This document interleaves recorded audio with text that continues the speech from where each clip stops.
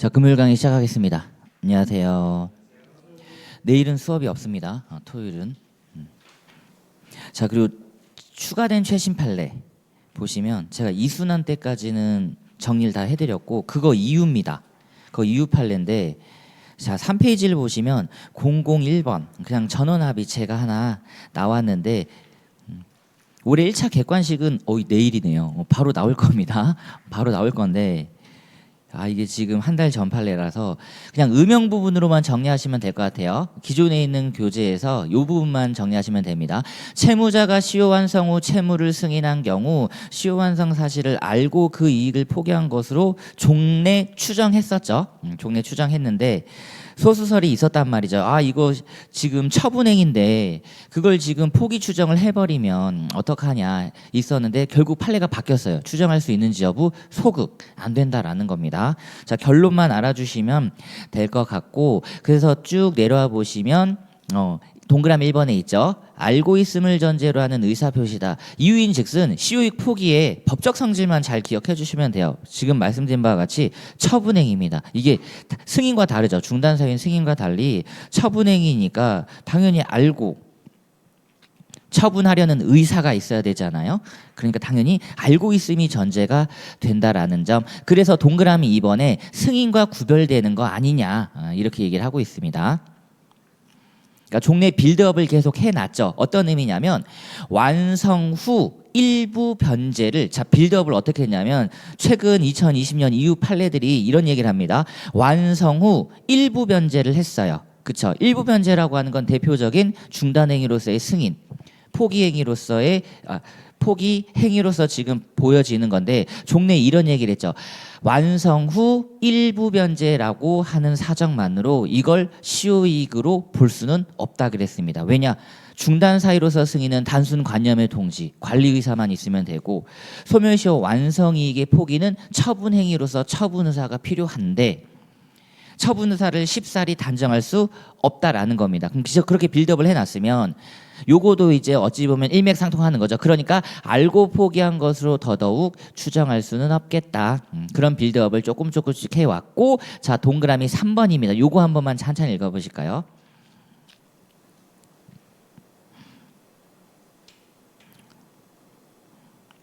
(3번) 판례만 정확하게 정립을 해주십니다.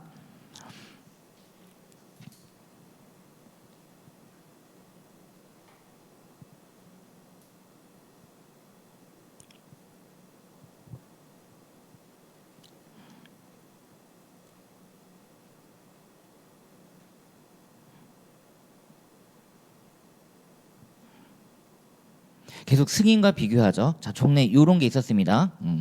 자, 보세요.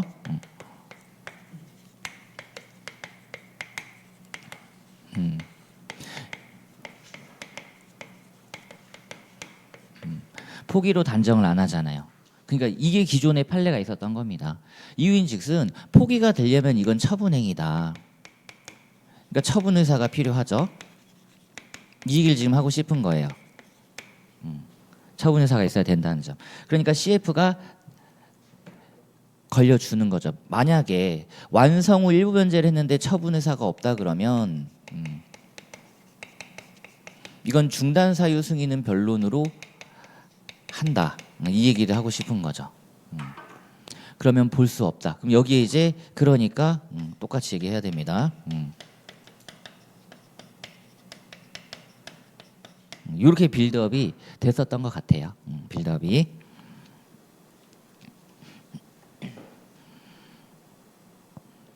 어렵진 않습니다. 이게 완전히 내용 자체가 막 어렵거나 한 건 아니니까 이 부분은 잘 봐두시고 그 다음에 쭉 넘어가 보시면 이제 채권자 취소건이 한번 나온다고 할 때 관련 판례가 또 한 번 나왔으니까 이 부분만 확인 좀 하고 문제로 바로 가보실게요. 뒤에 있습니다. 뒤에. 자, 18번입니다. 19번. 넘버링 바꿔주세요. 제일 마지막 21페이지 19번으로 바꿔주시면 될 것 같아요. 자, 또 나왔습니다. 또 자, 사행위 취소 소송에서 수익자의 선의 여부에 관한 구체적인 판단 기준 꺽쇠 1번에 수익자 자신의 증명, 이건 너무 당연하고 여기까지는 이제 기존에 있던 법리. 자, 그리고 꺽쇠 3번 또 나왔죠. 세 번째 줄 수익자의 과실 유무는 따지지 않는다. 선이 이기만 하면 됩니다. 그러면 얘는 피고적 격에서 탈락되는 거예요. 악의 수익자가 아니기 때문에. 어떤 의미인지 아시겠죠? 예를 들면 우리 빌드업을 차근차근 해주셔야 돼요. 사회 행위가 증명되잖아요. 그렇죠? 그러면 채무자의 사회이사가 증명됐으니까 어떻다? 수익자 전득자의 사회이사 역시 추정된다. 그러니까 증명 책임이 전환돼서 수익자 또는 전득자가 자신이 선의임을 증명해야 되는데 그 선의 증명의 판단 기준이 꺽쇠 2번 이런 것들에 있었던 거고, 그리고 꺽쇠 3번에선 기존 법리 과실은 따지지 않는다라는 겁니다. 선의이기만 하면 된다.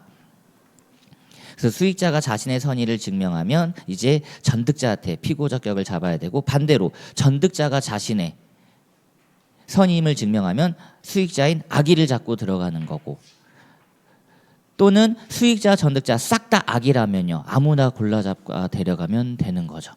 그게 제 교재에 있는 내용이니까 이 부분 한번 정리를 부탁드리겠습니다. 자, 그리고 이제 문제로 한번 가보실게요. 자, 1-1페이지. 자, 해제 부분이고 2번이 최신 판례 사안입니다. 지금 채권자 지체와 관련된 내용인데 이 부분을 지금 교수님들이 계속 눈여겨보고 있거든요. 눈여겨보고 있기 때문에 사실관계 그대로 해가지고 단문 스타일로 좀 정리를 해드렸습니다. 법무사 스타일로. 그래서 동그라미 1번에 요건 효과를 간단하게 기재한 후 갑의 이러한 해제는 타당한지 결론과 근거를 서술하시오. 그래서 지금 이제 해제 쪽에 포커스를 맞추면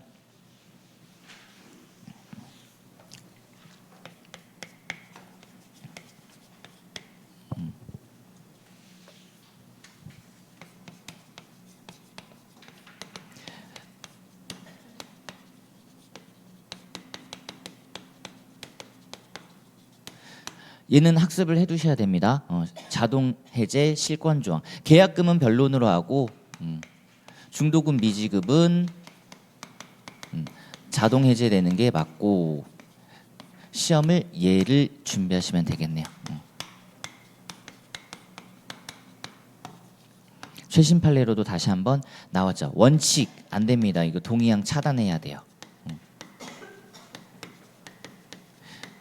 제공하셔야 된다라는 거고, 그리고 예외적으로 수차례 유예 요청 한 번만 더 봐주세요. 더하기 자동 해제 감수. 이러면 바로 해제. 그러니까 워딩 중심 보세요. 저 딱 워딩 중심이잖아요. 동시행 관계 있으니까 동시행 관계를 차단하려면 이행 제공하고 해제권 행사해야 된다. 이렇게 만드시면 되는 거고, 밑에 예외로 수차례 유예 요청입니다. 한 차례 정도는 안 되고요. 여러 차례 수차례 변제기 유예를 요청하면서 플러스 자동 해제 감수하겠다라고 한다 그러면 바로 해제가 되는 거고. 자, 그리고 준비는 여기 있습니다. 민법 이쪽에.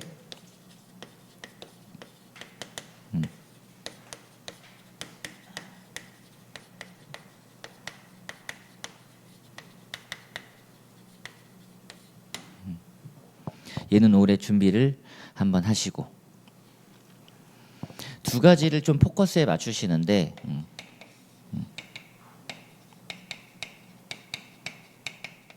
계약금 배액 기준, 지금 법무사만 안 나오고 있죠.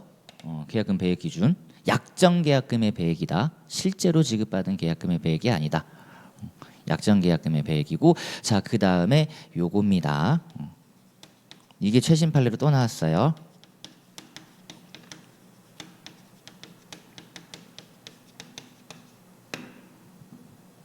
이행 착수 전, 이행 착수 가부. 이렇게 두 가지 정도로 정리를 하시면 될 것 같습니다. 원칙, 가능, 예외, 특약하면 되잖아요. 하지 마세요. 금지 특약. 근데 대부분 금지 특약을 안 한단 말이에요. 야, 너 꼭 그 날짜에 중도금 지급해.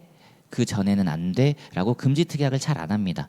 그러려면 매도인이 확보해 두는 거죠. 매도인이 기한의 이익을 확보하시면 되겠죠. 이게 바로 뭐다? 다다당 배액공탁 먼저 해버립니다. 이렇게만 알아두시면 돼요. 이거 판례 지금 다 확보된 겁니다. 그러면 이행 착수 전에 이행기 전 이행 착수 전 죄송합니다. 이 부분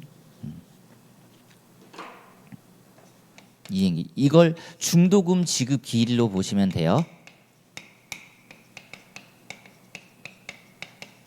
중도금 지급기일.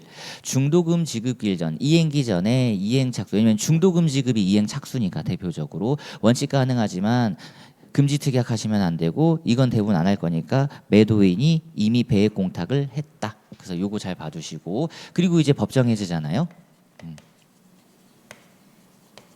시험에 잘 나오는 건 544조 이행지체입니다. 이행지체. 그러니까 얘는 요건이라든지 관련 판례들을 항상 잘 알고 계셔야 돼요. 왜냐 여기서 이걸 무너뜨려야 되니까 536조의 동시행항변권 이걸 무너뜨려야 되니까 항상 시험 영역은 요거예요. 제공의 정도 말하는 거죠. 동의항을 무너뜨리기 위한 이행 제공의 정도. 하긴 해야 되는데 얼마만큼 하냐? 그러니까 상응하는 만큼입니다. 이행 제공의 정도예요. 이행 제공의 정도. 다시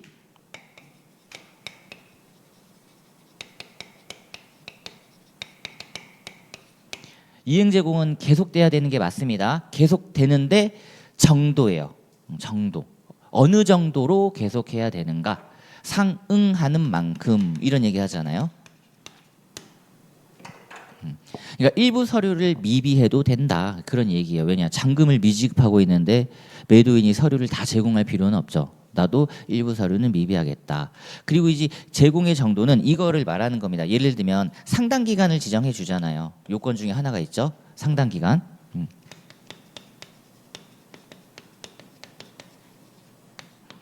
예를 들면 10일이라고 해볼게요. 요 10일 동안은 어떠라고요? 이행 제공이 계속돼야 된다라는 겁니다. 10일 동안은. 10일 동안은. 다만 그 정도예요. 정도. 근데 우리는 시험에 이미 많이 풀어봤잖아요. 우리 수험생분들이 법무사 아니랄까 봐. 그쵸? 법무사 사무실에 맡겨둔. 이렇게 했지. 그러니까 이게 시험에 계속 나오는 거죠. 평화공인중개사박 사무소. 무슨 사무소. 그러니까 계속돼야 된다. 대부분 상당 기간이면 예를 들면 기일을 지정했어요. 그럼 내가 딱 하루 줄게. 내일 모레. 그럼 딱 그날만 제공하면 되는 거고. 얘는 기간 제공하면 되고 그리고 이게 이제 넘어가면 여기서 바로 해제권 발생 행사 요겁니다. 제일 어려운 거. 이때는 보세요. 맡겨둔 서류 회수해도 됩니다. 이게 조금 이제 우리 수험생한테 힘들어지는 구간이야. 설문에 혹시라도 등장했을 때 서류 당연히 회수해도 돼요. 이때만 제공하시라는 겁니다. 해제하는 마당에 이때까지 계속 제공할 필요는 없어요. 그러니까 중복적인 제공이라든지 중복적인 채고는 필요가 없고 그 다음에 얘가 계속 안 나오고 있으니까 548. 그러니까 원상회복보다는 개인적으로는 제3자요. 제3자 보호. 이거는 진짜 한번 보셔야 된다. 오늘자 문제에 그쵸, 오늘자 문제는 없죠. 아마 그 이후에 계속해서 등장할 겁니다. 개인적으로는 이 두 친구 딱 나왔으면 하는 바람이 있는데 보세요. 토지 매매 계약 그리고 건물 양수인, 건물 매수인이죠. 건물 매수인 얘는 X. 그러니까 토지 매매 계약이 설문에 등장하면 진짜 엄청난 다양한 문제들이 나올 수 있으니까 잘 기억을 해주시고 그리고 대항력 갖춘 임차인 말하는 겁니다.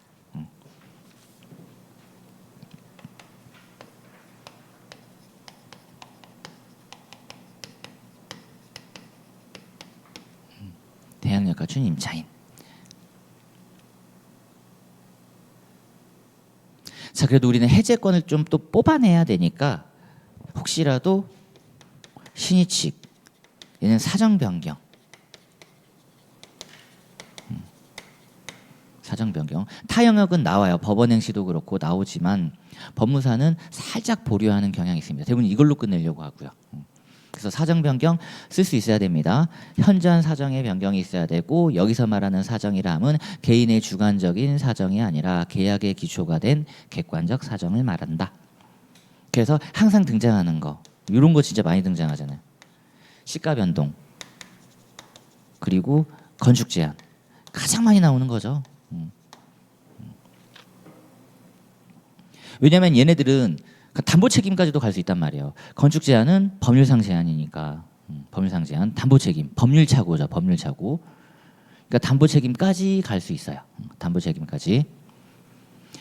이거 법률상 제한인데 권리의 하자입니까? 물건의 하자입니까? 법률상 제한, 건축 제한은 물건의 하자죠. 시험장에서 안 헷갈리셔야 돼요. 580으로 가셔야 됩니다. 580. 그래야지 담보 책임 해제권이 나오죠. 580. 이런 게 좀 어려운 거예요. 뽑아냈을 때. 그러면 왜 580이 중요하냐면 이걸 권리 제한으로 가서 570으로 가시면 안 되는 이유가 580조를 이제 한번 딱 보세요. 법전. 맞습니다. 그거예요. 그거. 단서 보세요. 단서. 매수인의 뭐를 요구해요? 선의 무과실을 요구하죠. 매수인의 선의 무과실. 그러니까 매수인이 만약에 과실이 있다 그러면 담보 책임 추궁을 못 하는 거예요. 얘는 요건에서 이미 뭐가 들어와 있어? 선의 무과실이 들어와 있습니다. 근데 이걸 알아보지 못했다. 우리가 많이 보는 거잖아요. 토지를 매매하고 여기 위에 건물을 공장을 지을 수 있는지 없는지를 토지 매수인이 관할관청에 알아보지 않았다? 여기 과실입니다. 그렇죠? 과실. 근데 이제 그게 중대한 과실이냐 경과실이냐는 그 다음 문제. 그러면 과실이 있으니까 담보 책임은 무너졌죠. 그러면 또 건축 제한은 무슨 착오가 될 수 있어요? 건물 지을 수 있었는데 못 지었네. 동기 착오가 돼버리는 거지. 그럼 이제 뭐로 가야 돼? 109조 착오 취소로 가야지. 그래서 제가 계속 담보 책임 해제랑 착오 취소는 경합 판례가 있잖아요. 경합 판례. 그걸 기억해 주시라는 겁니다. 실익이 어디에 있다고요? 과실이 있을 때 담보 책임 추궁은 못 해요. 근데 109조 착오 취소는요. 경과실도 착오 취소할 수 있죠. 대신 요건이 조금 더 엄격해지겠죠. 동기착오 관련돼서 법률행위 내용의 중요 부분 등등등등. 이런 상태에서 지금 얘가 나왔다. 이겁니다. 채권자 지체 얘가 나왔다라는 거예요. 그죠? 얘가 요 이행지체의 반대 표현인 거죠. 이행지체의 반대 표현. 그러니까 어떤 의미냐면, 그러니까 매도인 입장에서는 매수인 입장에서는 이걸 가지고 있는 거잖아요. 맞죠? 이 권리를 가지고 있는 거고 이 의무를 부담하고 있는 겁니다. 대금지급 의무. 그러면 이걸 위반했으면 이게 이행지체죠. 그렇죠? 이게 이행지체. 이게 채무불이행. 근데 지금 요건 권리지 않습니까? 여기에 지금 이걸 뽑으려고 하는 거예요. 그러면 등기 수령 의무 이걸 지금 뽑아버리려고 하는 거지. 인원이라는 겁니다. 주된 채무 아닌 권리에서 야 너 등기 가져가야지 받아가야지 요걸 뽑는 거예요. 근데 우리 매수인이 야 이거 뭐 토지정용 부담금 어쩌고 저쩌고 막 하면서 거절하고 있잖아요. 그러니까 야 너는 이거 수령 의무 거절로 봐서 채권자치 해제하겠다 이런 겁니다. 그러니까 왜 이걸 먼저 기본으로 쓰라고 했냐면 원칙은 안 되니까 법정 책임이잖아요. 법정 책임. 판례가 명확하게 얘기는 하진 않았지만 법정 책임이다. 그러니까 확실히 채무불이행은 아니다라고 얘기를 하고 있는 거예요. 채무불이행은 아니다. 그러니까 뭐가 필요 없다. 요건에서 귀책 사유가 필요 없다. 여기는 귀책 사유가 필요하잖아요. 얘네들은. 여기는 채무자 귀책이 당연히 필요하죠.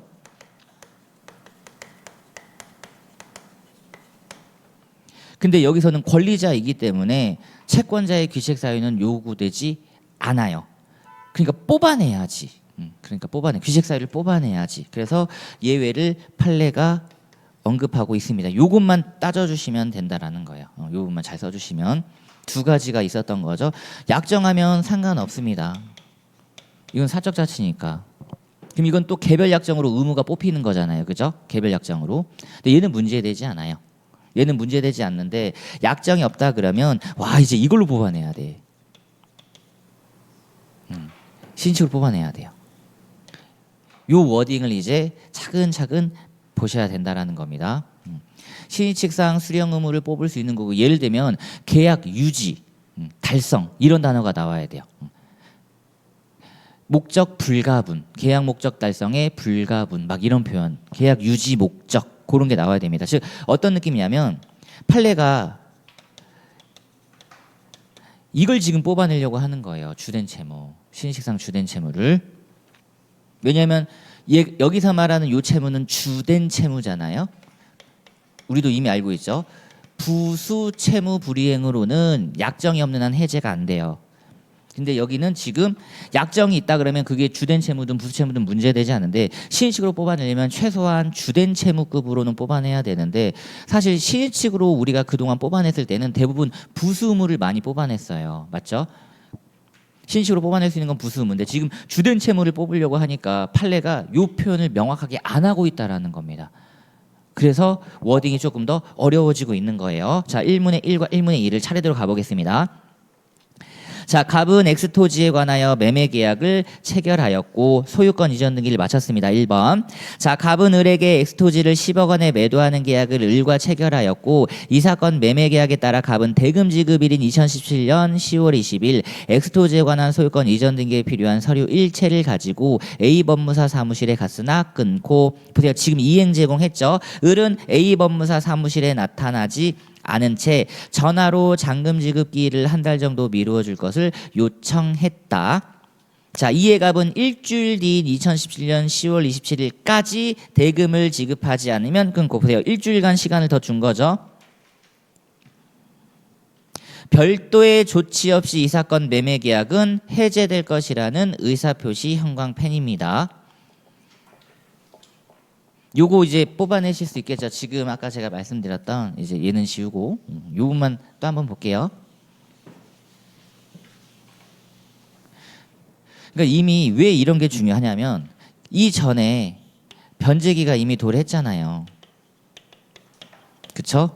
그리고 자기는 이행 제공을 했으니까 당연히 여기서 해제권이 나왔습니다. 근데 일주일의 기간을 더 연장해 줬잖아요. 그럼 대부분 여기서 해제하려고 했다가 일주일의 기간을 더 주니까 여기서 항상 하는 게 여기서 해제 의사 표시를 미리 해놔요. 아까 여기 있었잖아요. 보세요. 해제권 발생, 해제권 행사 여기서 의사 표시를 했어야 되는데 여기서 미리 해두는 거지. 이게 바로 뭐다? 정지조건부 해제 의사 표시다.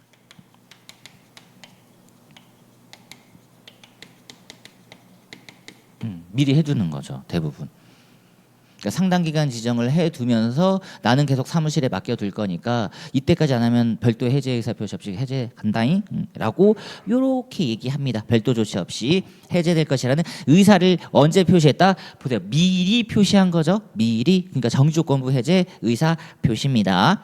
소유권 이전 등기에 필요한 서류일체를 다시 한번 A 법무사 사무실에 맡겨두었다. 끊고 보세요. 맞죠? 상당 기간 지정 일주일 했는데 법무사 사무실에 계속 맡겨두었죠. 이행 제공 통과. 그러니까 계속 동의항은 봉쇄되고 있는 거예요. 그리고 해제 의사 표시를 여기서 미리 해버렸습니다. 근데 을은 2017년 10월 27일까지 대금을 지급하지 않았다. 이 사건 매매 계약이 2017년 10월 27일 해제되는지 그 결론과 근거를 서술하시오. 왜냐하면 보세요. 해제 의사 표시를 미리 했기 때문에 원래는 해제권이 발생하고 행사인데 그냥 여기서 해버렸기 때문에 바로 해제가 돼버리는 거죠. 기간 도가와 동시에. 자, 해설 1번입니다. 법무사에서 자주 나오는 문제 틀이니까요. 자, 로직 체계 보세요. 2번에 양글 1번 해제권 발생이죠. 발생. 지금 제가 여기 한 거예요. 발생. 발생. 목차 이렇게 잡았고요. 뒤에 보세요. 양글 2번 행사 이렇게 잡았습니다. 발생, 행사. 자, 그랬을 경우 요건의 검토. 자, 이행지체 조문 찾아서 쭉 쓰시면 되고 이행지체 있어야 됨. 상당 기간 정하여 이행 체고해야 됨. 상대방의 채무가 이행되지 않을 것을 요함. 특히 해제권 발생과 관련하여 두 번째 줄에 있습니다. 로마자 2번. 특히 쌍무계약에서 동시행관계에 있는 채무의 경우 이를 소멸시켜야 하는 바 갑이 10월 20일 A 사무실에 이행 제공하였으므로 문제되지 않고 특히 그 이후에도 계속 등기 서류를 맡겨두었습니다. 크게 문제 안 되고. 자, 양갈로 2번에 반갈로 2번. 자, 별표 2개입니다. 누락하시면 안 되고요. 여기가 승부처. 자, 두 번째 줄 형성권입니다. 원칙적으로 조건을 붙이지 못하지만 예외적으로 채고를 하면서 일정 기간 내에 이행하지 않으면 매매 계약을 해제하겠다는 정지조건부 해제 의사 표시는 유효하다고 판례가 얘기를 하고 있죠. 그래서 적법하게 해제됩니다. 굳이 이후에 또 의사 표시를 할 필요가 없다라는 거죠. 이미 했기 때문에. 그래서 요거와 관련돼서는 이제 하나만 더 봐두시면 될 것 같고. 그래서 해제권이 발생됐는데 원래 스타일대로 가면 요거 하나만 형성권이라 그랬잖아요.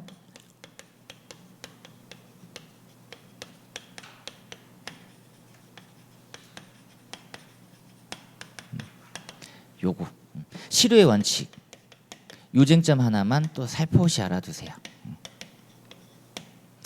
무려 1년 4개월 뒤에 해제권을 행사했다. 사실 해제권의 행사 기간은 명문의 규정이 없기 때문에 일반 제척 기간 규정에 따라 10년의 제척 기간이 걸린다. 이게 스탠다드잖아요. 그럼에도 불구하고 조속한 권리관계 확정을 위해서 1년 4개월 뒤에 해제권 행사한 거 실효 원칙을 적용시킵니다. 그러니까 일단 소멸이에요. 일단 소멸. 그래서 다시 해제권을 발생시키려면 다시 이행 제공을 해서 다시 해제권을 발생시켜야 된다라는 겁니다. 예전까지는 이 문제도 꼬박꼬박 내드렸는데 그냥 차라리 스탠다드 문제를 보여드리고 요거 하나만 추가를 해드리겠습니다. 지금 교수님이 요거 문제를 내주신 예전 교수님이죠. 돌아가셨기 때문에. 자, 그 다음에 이제 문제 2번. 자, 요거는 이제 잘 챙겨가시고요. 자, 갑은 2020년 1월 10일 자신이 소유한 엑스토제에 관하여 매매대금 10억 원으로 하는 매매계약을 병과 체결했고, 병입니다. 뒤에 병은 대금 10억 원을 모두 지급하였다. 대금을 모두 지급받은 갑은 즉시 소유권 이전 등기에 필요한 서류를 교부했는데 2020년 3월 10일. 자, 보세요. 병이 소유권 이전 등기를 격려하는 과정에서 엑스토제에 관하여 부과된 토지보전부담금 전부를 갑에게 처리하여 달라고 요청하였고, 이에 갑은 병의 토지 전용 부담금의 부담 요청은 병의 수령 거절에 따른 채권자 지체에 해당한다고 하면서 매매 계약을 해제하겠다고 합니다. 사실관계 그대로예요. 그러면서 10억 원을 공탁했는데, 자, 채권자 제 요건 효과 조문 찾으셔가지고 간단하게 서술하시라고 말씀드린 거고요. 예전에 채권자 대위권의 요건 서술하고 이런 느낌이에요. 우리의 승부처는 동그라미 2번입니다. 여기를 잘 써주셔야 된다. 그 얘기를 해드리고 싶었던 거예요. 자, 넘겨보시면 채권 자체 요건 효과는 조문 그대로 드래그 하시되, 자, 요건에서 세 번째 줄 요것만 잘 정리하십니다. 로마차 3번. 채권자 지체의 성립에 채권자의 귀책 사유는 요구되지 않는다. 그러니까 명백하게 법정 책임설이다 라고 얘기는 하진 않았지만 귀책 사유를 요구하지 않는다라고 판례가 언급을 해줬기 때문에 이거 사실상 법정 책임설 얘기한 거 아니냐. 자, 그리고 이제 효과 가번 보시면 요게 법정 책임설이죠. 고중과실 아니면 없고, 즉 경과실 면책, 이자 면책, 비용 면책, 위험 부담 이전, 딱 요렇게 써주시면 되고요. 다만 이 외에 과연 해제가 가능하냐. 자, 밑에 판례 태도 반걸면의 별표 2개입니다. 천천히 한번 읽어보세요. 이건 지금 교수님들이 눈여겨보고 있습니다.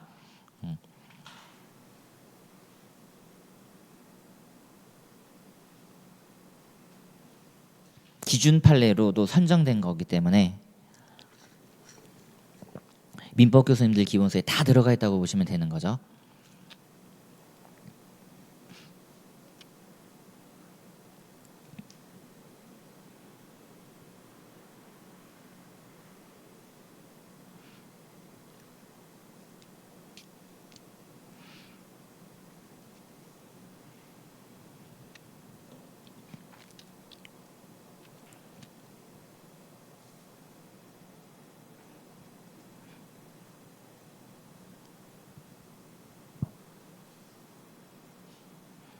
자, 일단 크게 두 가지로 들어가는 거예요. 두 번째 줄에 약정이죠. 형광펜입니다. 그러니까 이건 문제되지 않아요. 또는 뒤에 신의칙 형광펜입니다. 신의칙. 그러니까 어쨌든 이렇게 수령 의무가 뽑힌다고 할 때 문제는 네 번째 줄 여기입니다. 계약상 의무로서 수령 의무나 협력 의무가 인정되는 경우 무조건 해제가 된다라는 게 아니라 그 수령 의무나 협력 의무가 이행되지 않으면 계약 목적을 달성할 수 없거나 형광펜입니다. 뒤에 채무자에게 형광펜, 계약의 유지를 더 이상 기대할 수 없다. 형광펜이죠. 이게 주된 채무 개념이에요. 주된 채무라 함은 주된 채무가 이행되지 않았을 때 계약 목적을 달성할 수 없거나 계약의 유지를 더 이상 기대할 수 없는 경우를 의미한다. 그러니까 필수 불가결한 요소다. 그럴 때 주된 채무라고 합니다. 근데 지금 신의칙 언급이 되어 있기 때문에 주된 채무라는 대놓고 얘기는 하고 있지 않죠. 최소한 수령 의무나 협력 의무 때문에 계약이 무너져야 된다라고 한다 그러면 어떻다? 이거 예외적으로 해제라고 보겠다. 사안은 실질적으로 부정된 경우니까요. 이렇게만 잘 알아두시면 되겠습니다. 자, 그리고 넘겨보시면 산문. 자, 요게 아까 말씀드렸던 요겁니다. 한 번 정도는 써볼 수 있어야 됩니다. 자, 3번의 갑은 정과 계약을 체결했고 세 번째 줄 잔금 지급기일은 2020년 3월 10일로 하며 매수 인정이 잔금 지급기일까지 그 대금을 지급하지 못하면 이 사건 매매 계약은 최고 없이 자동으로 해제된다는 특약을 추가했다. 과연 이 특약이 진짜 말 그대로 실권조항 자동해제 특약이냐? 아니면은 여전히 동의항이 유지돼서 이행지체 빠뜨려야 되느냐. 자, 정은 중도금까지 지급했으니까 이제 더 이상 민법 565조는 문제되지 않고요. 2020년 3월 10일까지 잔금을 지급하지 않았다. 이에 갑이 특약에 따라 이 사건 매매계약이 해제되었다는 내용증명우편을 발송하였고 정의를 수령하였는 바 과연 해제되었는가? X입니다. 동의항이 걸렸기 때문에 어떻다? 이행 제공하셔서 이행지체 빠뜨려야 되는 거예요. 그리고 사안 봤더니 예외 문구도 없죠. 수차례 연기를 요청했다거나 자동해제 감수 이런 말이 안 보입니다. 자, 4페이지 가보시면요. 자, 해제 요건. 해제는 일방적 의사표시 상대방에게 도달해야 되는데 요건 중에 지금 해제 의사표시 할 것 그거 말하는 거예요. 그렇죠? 해제권 행사 부분이라고 보시면 됩니다. 세 번째 줄 지급기일 도가 사실만으로 자동 해제된 것으로 볼 수 있는가? 양걸 위반의 별표 2개입니다. 지금 판례 번호 보면 2022년 최신 판례죠. 2022년. 그러니까 기존 법리가 다시 재확인됐기 때문에 출제될 가능성이 높다. 자, 가항랑 천천히 읽어보십니다. 원칙 예외로 나눠서.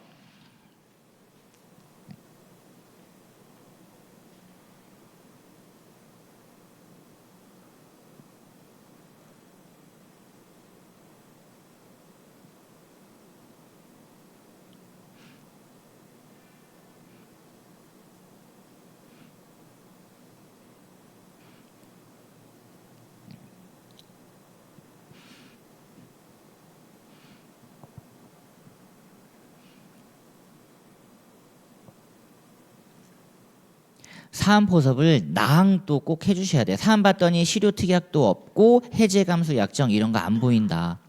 그러므로 원칙대로 이행 제공해서 지체 빠뜨려야 매매 계약이 해제되는 바 사안에서는 이러한 사정이 보이지 않으므로 해제되지 않았다. 그래서 지금 제가 볼드 처리를 해놨지만 나항은 특약은 크게 문제 안 돼요. 이건 실권 조항이잖아요. 그거 말고 끊고 뒤에 매수인이 수혜 나왔습니다. 수혜 형광펜 밑에 연기 형광펜 뒤에 요청 형광펜 수혜 연기 요청 뒤에 반드시 계약 이행 확약 계약 이행 확약 형광펜 12글자 수혜 연기 요청 계약 이행 확약 12글자 그리고 밑에 불이행 시 매매 계약이 나왔네요. 자동 해제 감수 토탈 18자 18글자로 이걸 만들어내 주시면 되겠습니다. 자, 그리고 4번 문제 별표를 해 주실까요? 4번 문제 출제 가능성이 높고요. 지금 이런 스타일 문제만 다시 한번 확보를 또 해두겠습니다.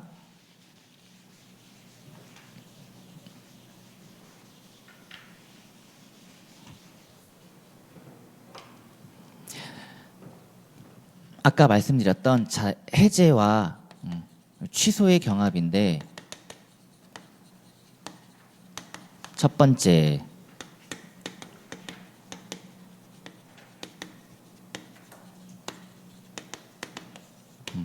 이게 스탠다드 우리 1차 객관식에서나 공부했었던 거 일반 해제와의 경합 이거 말하는 거예요. 법정 해제랑 경합한다 그거 말하는 겁니다. 즉 채무불이행 그래요. 일반 해제라고 하지 말고 채무불이행이라고 하겠습니다. 이래야지.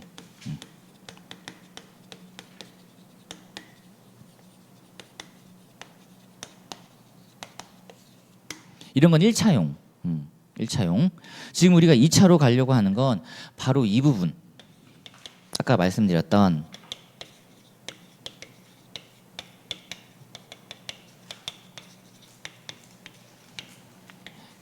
얘요. 얘요. 그러니까 얘는 이게 뿌려질 가능성이 높다라는 겁니다. 토지 매매 계약이 제시될 가능성이 많아요. 올해 법원 행시에서도 이제 문제로 조만간 우리 수험생이 풀어보실 건데 변호사 시험에서도 이미 나왔고 다량의 폐기물이 매립되어 있다. 이 사안이에요. 지금 그렇게 치면 법무사 빼고 다 나왔다라는 거죠. 올해 법원 행시까지 세팅이 됐기 때문에. 자, 그랬을 경우 그러니까 얘는 선의 무과실이 요구되잖아요. 그러니까 요건이 이게 들어온단 말이죠. 요건이 달라. 근데 얘는 중과실만 아니면 되죠. 중과실만 아니면 되잖아요. 중과실만. 효과는 당연히 원상회복 청구권이고 부당이득 반환 청구권이고. 그러니까 효과는 큰 문제가 안 되지만 효과는 여기서 언급이 됐고 원상회복 청구권을 피하기 위해서 부당이득 반환 청구를 하겠다. 그러니까 경합의 실익이 여기 있는 거고요. 문제는 이제 요건 면에서의 실익 여기 있습니다. 이게 동산이어도 마찬가지예요. 동산. 출제자가 뭘로 낼지 모르겠지만 실제 사실관계는 그림 서화, 위조 그림이었습니다. 위조 도화, 서화. 이렇게 안 나오겠네. 충분히 출제 가능성이 높은데. 그러니까 여기까지가 이제 스탠다드인데 지금 여기서 판례군이 계속 쌓이고 있습니다. 3번.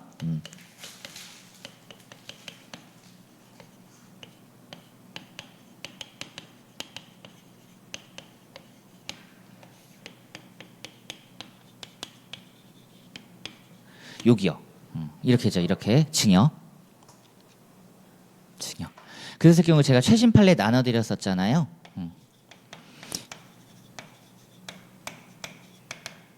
자, 저는 어떤 정치적 의도가 없습니다. 그쵸? 우리 이거 공부했을 때 위안부 할머니 사건 관련돼서 후원금 사건 있다 그랬잖아요. 그쵸? 근데 지금 그거 관련된 분이 지금 현재 사면 됐잖아요. 그죠? 그럼 이제 교수님들도 알고 있다라는 거지. 아, 요게 다시 한번 이제 또 얘기가 오고 가겠구나. 지금 아니나 다를까 계속 오고 가고 있잖아요. 맞죠? 야당은 막 이렇게 비판하고 어쩌고 저쩌고. 지금 딱 요 사건이었습니다. 제가 알려드렸죠. 후원금. 지금 이거랑 똑같다고 보시면 돼요. 후원금도 계약을 실효시키고 싶잖아요. 해제, 취소. 항상 이 시스템으로 가시라는 겁니다.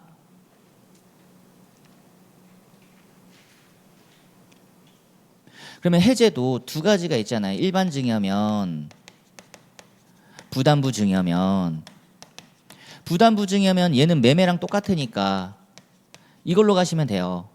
채무불이행 해제 가능해요. 채무불이행 해제 가능합니다. 채무불이행 해제 가능하다. 근데 채무불이행이 없다 그러면 못하는 거고, 즉 요건 갖추면 되고, 요거는 이제 서면 X 이렇게 서면에 의하지 않은 거. 그 다음에 망은행위 그리고 재산 상태의 악화.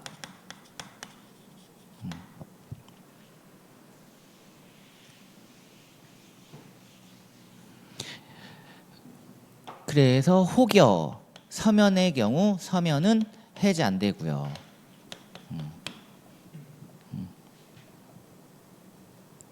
그리고 이미 이행하면 또 안 되죠.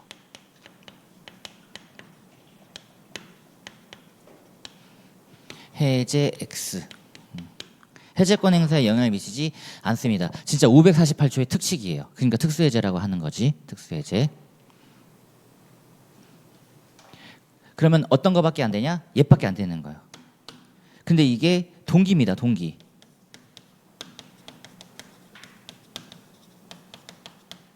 여기서 드디어 나온 거죠. 그러니까 이걸 준비를 부탁드린다는 겁니다. 부탁. 저 후원금 사건은 당연히 서면으로 하잖아요. 그러니까 증여 해제를 못했던 거야. 그럼 이제 취소밖에 안 되는 겁니다. 결국 이 사안은 어떤 사안이었다? 서면으로 했기 때문에 안 됐고요. 그리고 이행이 다 지금 현재 이루어진 상태이기 때문에 더더욱 안 되었던 거고, 빗나간 예상 동기차고 갔을 때 원칙은 안 되지만, 원칙 안 되죠. 예상이 단지 빗나간 것에 불과하다. 근데 이게 예외적으로 현실, 실제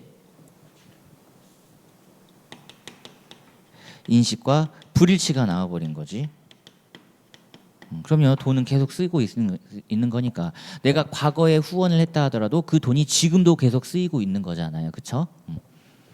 그러면 예외적으로 똥골뱅이. 그래서 요거 준비를 해야 되고, 그러려면 요 정도 4번 변호사 시험에서 기출된 이제 이 트렌드를 따르셔야 됩니다. 왜냐, 여기서 이제 부담부 증여 하나가 나왔을 때 있는 거고, 그 다음에 또 하나가 일반 증여고, 여기 있습니다. 4인 증여. 요거는 후원금이 아니니까. 그리고 나서 요거 관련돼서 하나, 요 사안입니다. 4인 증여. 4인 증여. 얘는 이제 유증 준용이 빠바방 나오죠. 그럼 보세요. 해제는 안 되고 취소는 안 된다 하더라도 이제 철회 개념이 나올 수 있죠. 하나가 더 나옵니다. 하나가 더. 가능성이 조금 열려 있는. 최근 작년 재작년이 계속 판례 일변도고 막 뭔가 권리구를 뽑아봐라 하는 문제는 조금 어렵지 않았어요. 23년도에 일문이 손해배상 청구 법적 근거 찾아봐라 이런 느낌이었는데, 해제 계약 실효 방안 이런 쪽으로는 아직 안 나왔거든요. 자, 그래서 이 문제에 가봅니다. 4번에. 자, 갑은 무와 혼인하였다. 갑이 사망할 경우 갑의 모든 재산을 아내인 무에게 준다라는 내용의 보세요. 증여계약 서입니다. 서. 끝났죠. 서. 그리고 부담부 4인 증여죠. 이제 아시겠죠? 그러니까 안 돼. 안 돼요. 안 되는 거야. 안 되는 거야. 해제는 안 되니까 뒤에 갑은 위와 같이 증여계약을 체결한 후 마음이 변하여 위 계약을 일방적으로 해제 끊고요. 하나씩 대입하시면 되죠. 서면의 이야기 때문에 안 되고, 망은행이 이런 거 안 보이고, 재산 상태 악화 이런 거 안 보입니다. 그죠? 그러니까 X. 안 되고, 뒤에 철회하고자 한다. 근데 증여는 철회 규정이 없단 말이에요. 그러니까 어떤 걸 가져오겠다? 유증 규정을 가져오겠다. 유증 규정을. 자, 해설 보시겠습니다. 5페이지. 이건 지금 배점 15점으로 드렸는데 10점이어도 이거 다 쓰시는 거예요. 다 쓰시는 겁니다. 자, 그랬을 경우 1번을 누락하시면 안 돼요. 4인 증여다. 그러니까 항상 얘네 둘 등장할 때 있잖아요. 후원금도 그렇고 얘도 그렇고, 후원금이란 말이 나오면 부담부 증여다 찍고 가셔야 돼요. 계약의 법적 성질부터 반드시 잡아주셔야 됩니다. 그리고 여기는 내가 죽은 뒤니까 4인 증여다라고 콕 집어주시고, 그러니까 이제 2번 증여계약을 해제할 수 있는 방안으로서 3가지가 있지만 다 안 됩니다. 서면으로 작성됐기 때문에 555조 탈락, 그리고 밑에 망은행이 556조 탈락. 뭐 때렸다거나 그런 게 아니잖아요. 마음이 변하여잖아요. 이 두 가지를 잠식시키는 워딩이 뭐예요? 내 마음이 바뀌어. 애초에 문제 안 되는 거죠. 예를 들면 와이프가 나를 때려서 이렇게 얘기 안 하잖아요. 내가 지금 돈이 없어서 이런 말 안 하잖아요. 그렇죠? 그냥 마음이 바뀌어. 그러니까 이거 포섭 X. 딱 그 하나 가지고 활용하시면 돼요. 자, 그럼 이제 3번입니다. 증여계약을 철회할 수 있는 방안에 별표 2개, 3번 목차 자체에 별표 2개를 하시고, 양갈로 1번 진짜 누락 유의. 자, 천천히 읽어보세요. 양갈로 1번을 누락하시면 안 된다.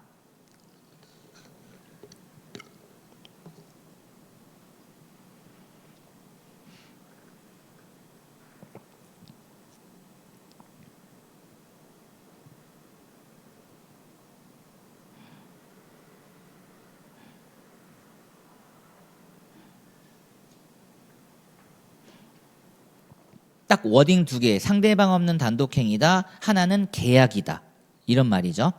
그러니까 보세요, 이 얘기를 하고 싶은 거예요. 준용을 하긴 할 건데 유증이라고 하는 단독행위적 성격을 가지고 있는 규정은 빼고 준용하겠다라는 겁니다.